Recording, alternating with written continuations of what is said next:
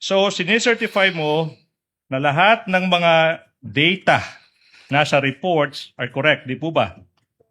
Sinicertify ko po kung ano ang nakalagay dito sa liquidation report na ito. Now, opo ma'am, I'm showing you now liquidation reports for the first, second, third quarters ng 2022.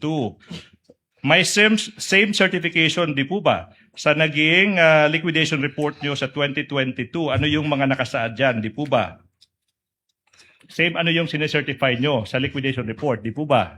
Opo, Your Honor. In fact, yung pangalang Sara Z. Duterte as Vice President, makikita natin sa liquidation reports for the fourth quarter of 2022, diretso na, first, second, third quarter ng 2023. Tsaka may pirma sa pangalang Sara Z. Duterte sa mga dokumentong iyan.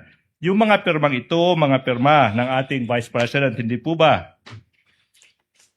Pirma po niya ito, Your Honor. So sinasabi nyo na yung Vice President din nag-certify sa lahat ng liquidation reports pinakita sa iyo. In total, 500 million pesos, 500 million pesos. Sinasabi din ng Vice President na tama yung pinaggamitan ng confidential funds. Hindi po ba? Ang sinertify po niya dito, Your Honor, is purpose of cash advance duly accomplished. Yes.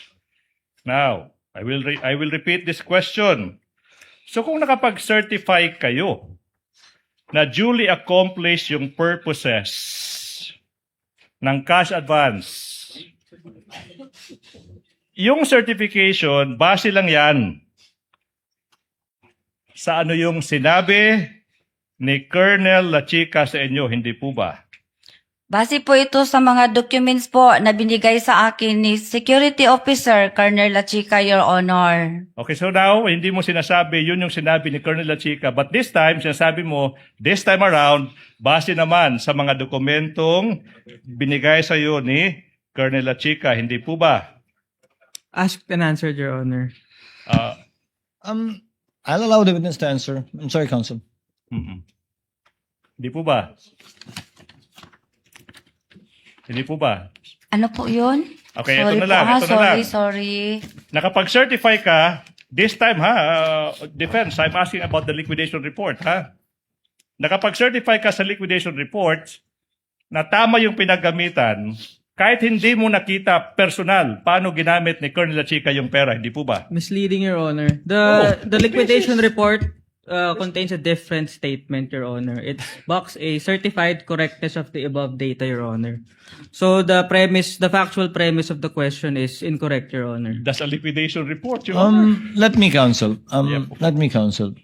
Ma'am Gina, nung sinabi niyo pong certified correct yung nakapaloob sa liquidation report, ang pinagbasehan niyo pa rin ay yung impormasyong binigay sa inyo ni Colonel Lachica at hindi po personal niyong kaalaman na doon nga nagastos yung pera.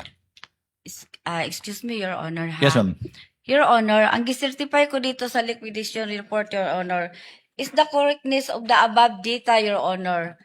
Ito lang pong period covered na tama, Your Honor. Ito pong particulars na tama, Your Honor. Entity, Your Honor, tama po, Your Honor. Ang amount, tama po, Your Honor. Kani po ang buot ipasabot nga gisertify na ko ang above data kana po nga data, Your Honor. At nakalagay po nga sa datang yan kung paano ginastos yung confidential fund. Liquidation report nga po eh. Di po ba? Above data po kasi, Your Honor. Kaya nga po, nakalagay po sa above data. Can you can you scroll up please? Scroll up, please. The old documents.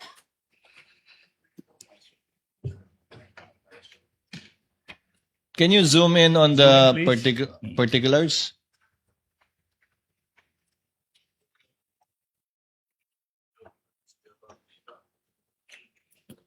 Yan po, yung liquidation nga po, sinertify nyo na yung liquidation ay tama. Opo, Your Honor. At ang basehan ng liquidation, yung mga dokumentong binigay ng security officer na si Colonel Lachica. Opo, Your Honor. Hindi po yung personal ninyong kaalaman na dun nga nagastos yun, kundi base sa kanyang binigay sa inyong impormasyon at mga dokumento.